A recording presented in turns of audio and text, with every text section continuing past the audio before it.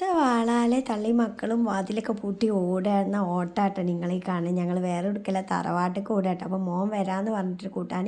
അപ്പോൾ ഓൻ വന്നു കഴിഞ്ഞാൽ ഒരു നിമിഷം നിൽക്കൂല കേട്ടോ. അതുകൊണ്ട് ഓടി ഇറങ്ങുകയാണ്. അപ്പോൾ ഞങ്ങൾ പോകുമ്പോൾ ഞങ്ങളെ പിന്നാലെ എല്ലാവരും ഉണ്ട് കേട്ടോ. പൂച്ചയും പട്ടിയും കോഴിയൊക്കെ ഉണ്ട്. അപ്പോൾ അതേ നീളം വണ്ടിയായിട്ട് പോവാണ്. അപ്പോൾ കൃഷിഭവനക്ക് പോകണമെന്ന് പറഞ്ഞിട്ട് എനിക്ക് ഭയങ്കരമായിട്ട് ചീത്ത കിട്ടുന്ന കേട്ടേക്കാണ്. സ്പീഡിലാണ് പോണേ. അങ്ങനെ ഞങ്ങൾ കൃഷിഭവനിൽ തട്ടിയിട്ട് അവൻ പോയിട്ടോ.